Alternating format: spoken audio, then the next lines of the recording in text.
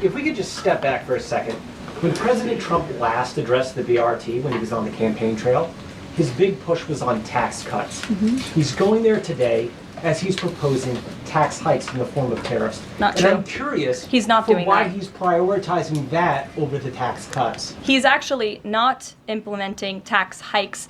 Tariffs are a tax hike on foreign countries that, again, have been ripping us off. Tariffs are a tax cut for the American people, and the president is a staunch advocate of tax cuts. As you know, he campaigned on no taxes on tips, no taxes on overtime, no taxes on Social Security benefits. He is committed to all three of those things, and he expects Congress to pass them later this year. I'm sorry, have you ever paid a tariff? Because I have.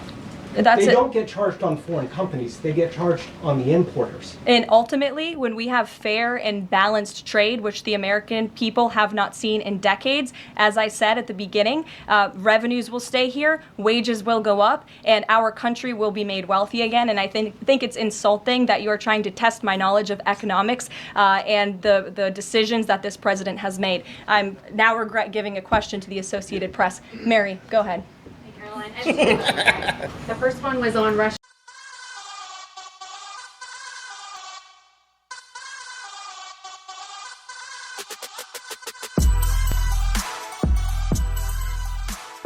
Authorities in the United States are calling on Interpol to issue a worldwide missing person alert, what's called a yellow notice for Sudiksha Kanaki.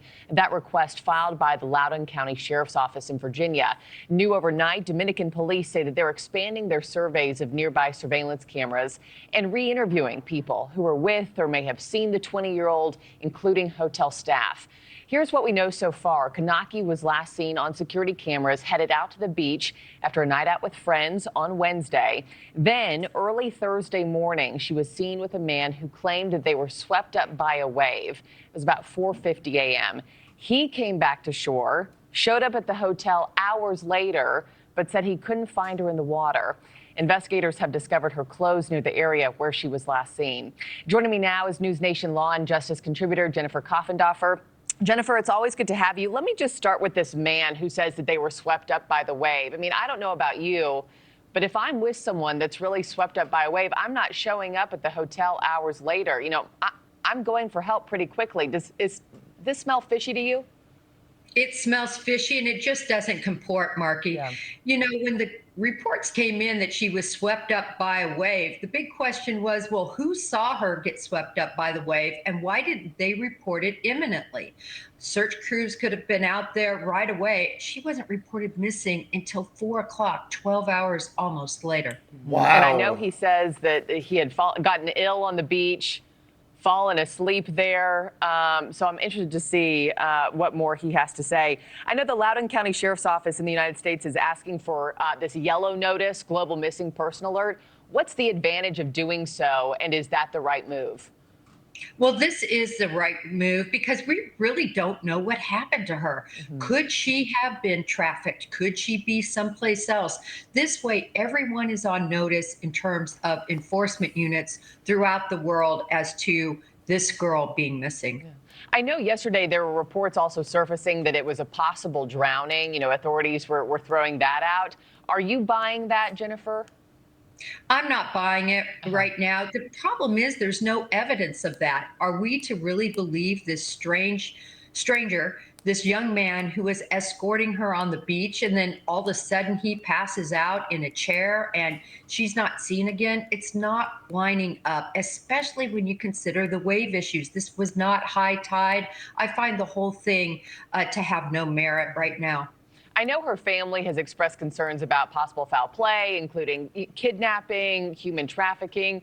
How should investigators balance these concerns from her family with this current theory suggesting a possible drowning? You know, I think, Marky, you have to start with what is most plausible. And what is most plausible, first of all, is that she was with this last man, or with this man. That's where she was last seen, Marky. We have to start with him, assume the worst, and then go from there. Again, search efforts have not proven positive, and that is a big negative for this case. Yeah, the other new nugget that really stands out, Jennifer, is the fact that police say her clothes have now been found on this beach bed near the shoreline. If you were there on the ground at the helm of this investigation, what would that tell you? That would tell me that either she removed them or somebody removed them. And this whole relationship with this person she was out there with might be much more involved than just a walk on the beach and a swim. Mm-hmm. And before I let you go, what would you be focused on today? 5 days later, as the situation continues to get more dire by the hour? They really need to be focusing on getting all cameras in and around that area reviewed, and they need to focus on that man who saw them last. He needs polygraphed immediately. Mm-hmm. Well, we know a lot of U.S. agencies, foreign authorities are working in tandem on this one. We'll see if we get any clarity. To the fiery oil tanker collision off the coast of England. A container ship collided with a U.S. flagged tanker. Well, this morning, crews are racing to contain the damage, and our Marcus Moore is in Grimsby, England, with more. Good morning, Marcus. Oh, Michael, good morning. Overnight, rescuers suspended their desperate search for a missing sailor as we are seeing new images of the devastating aftermath of this collision. A massive inferno with clouds of black smoke rising into the air and fuel spilling into the sea. Authorities say around 10 a.m. Monday in the North Sea, a Portuguese cargo ship slammed into a U.S. oil tanker. It was carrying jet fuel for the military, while the cargo ship was carrying empty containers that had previously contained sodium cyanide, a dangerous chemical that, if it came into contact with water, could create the highly toxic and deadly hydrogen cyanide gas. Foggy conditions reported at the time of the collision, but investigators don't believe the crash was intentional. There will be an investigation. With all the technology that all these vessels have, there's no way it should have happened. And now, growing concerns over the impact to the environment.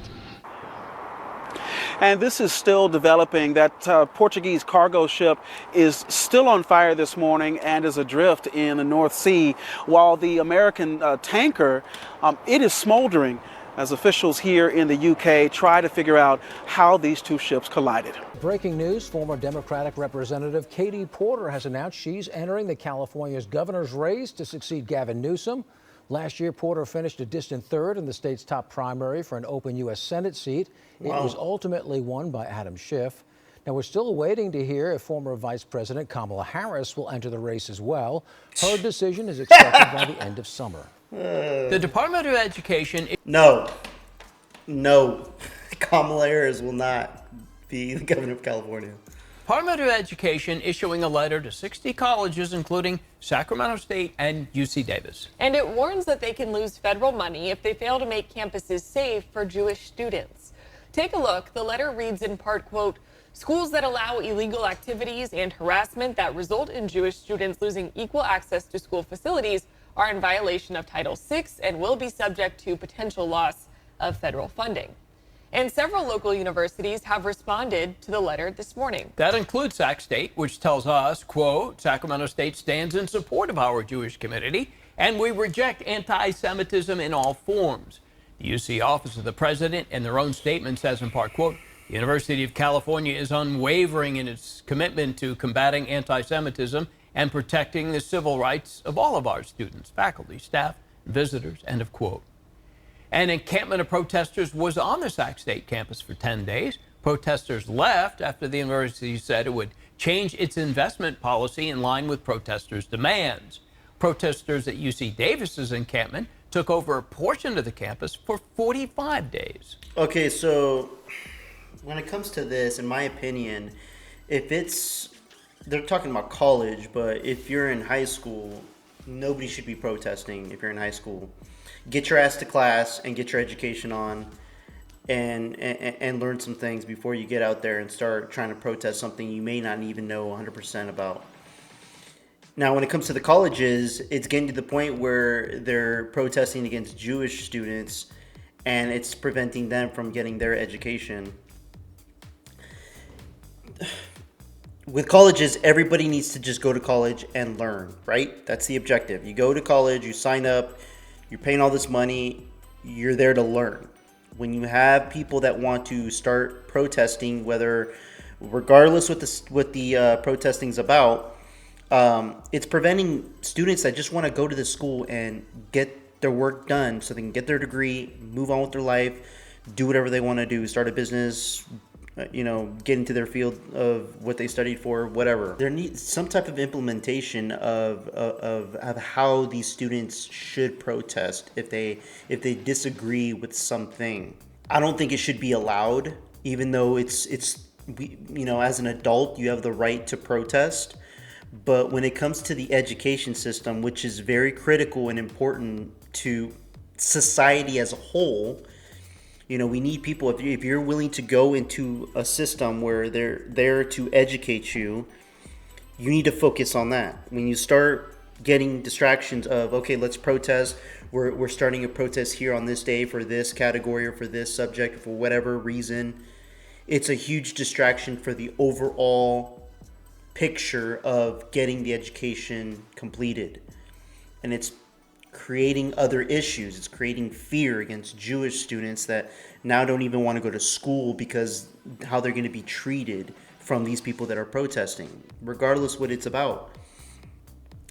There needs to be something implemented in regards to this. We are following breaking news out of the Supreme Court, as the very latest is the Supreme Court has now agreed in a case from Colorado to decide whether state and local governments can enforce laws banning conversion therapy for LGBTQ plus children. Now, the conservative-led court is taking up this case as President Trump has sought to ban transgendered people from the military and also end federal funding for gender-affirming care for transgender minors.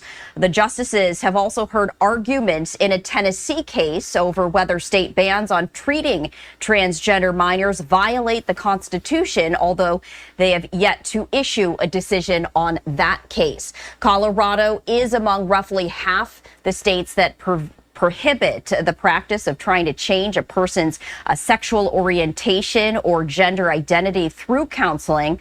The issue is whether the law violates the speech rights of counselors. Defenders. These people need help. We need to start bringing back mental health institutions and getting these people to seek help. Not saying, hey guys, we're opening some mental institutions, let's reach out and question these people. No, we need to transport these people to seek help. If you don't know what you're supposed to be from birth, we have a serious problem. We need to get you help taken care of, because it's not normal. It's not normal. It's never been normal. People that think that way we can't get to a point where, as a society, if we allow I don't want to use the word crazy, but just out of pocket ways, and moving to a path where now it's forcing everyone to accept this new reality, which is not reality. It's just a fairy tale lane or a fairy tale path of, we have to agree with someone that's a woman that I'm looking at and is telling me to my face that she identifies as a man. I'm not playing your fairy tale game of what you think or feel inside. I know what you are. I'm not playing that game.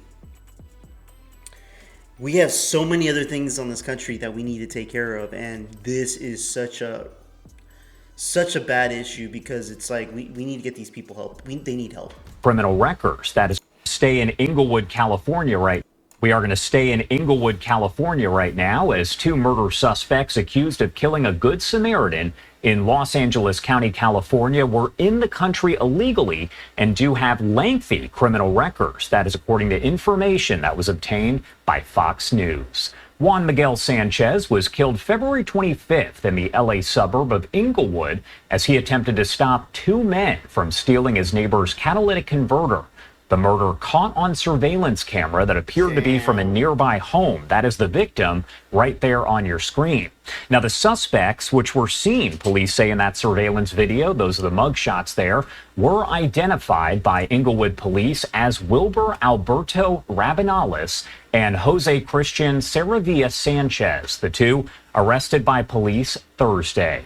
Police telling Fox News that Rabinales, a Guatemalan national, was arrested at least 15 times in the last few years in the country, predominantly on gun charges, grand theft, burglary, and drug charges. He does have multiple grand theft arrests, mostly for stealing catalytic converters, and past charges for multiple DUIs, conspiracy, felon in possession of a gun, possession of burglary tools, possession of meth, possession of stolen property, and felony hit and run during a police pursuit. Fox News also reporting Sanchez has been arrested at least a dozen times, mostly for grand theft, gun charges, drugs, burglary, kidnapping, possession of meth, and burglary tools. Fox has reached out to ICE, of course, U.S. Immigration and Customs Enforcement, for any additional information as details are kind of coming in. Now, the victim was shot in the chest after confronting the suspects while they were allegedly attempting to steal the catalytic converter. Again, you'll see that surveillance photo right there on your screen. Police say the suspects escaped in a car, later arrested at a motel about 15 miles east of. It sucks hearing these type of stories because, I mean, this is why our administration, this government, is now looking for all these illegal immigrants that are creating havoc and killing innocent people. You know, these guys are committing crimes, trying to steal catalytic converters. This guy just didn't want them to do it, and he gets shot and killed for it. Anytime anybody out there, you witness a crime, call the police. Call the police. If there's someone in danger, or if you're a concealed carry holder, then you make the best judgment you can and make sure you do it in self-defense of yourself or the self-defense of innocent others. But call the police and have them come, give them descriptions. And that's another thing I'd like to talk about real quick is when people call 911, make sure you guys give good descriptions. Calm down, first of all. The first thing you do is calm down. Get your nerves straight and pay attention to what you're looking at, what you're trying to report. Who, what, where, when, why.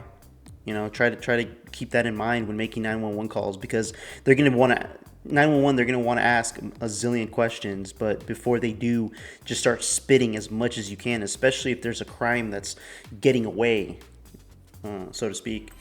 Let me know what you guys think about some of these clips in the comments below. Like and subscribe. I'd appreciate it. Until next time, peace out, guys.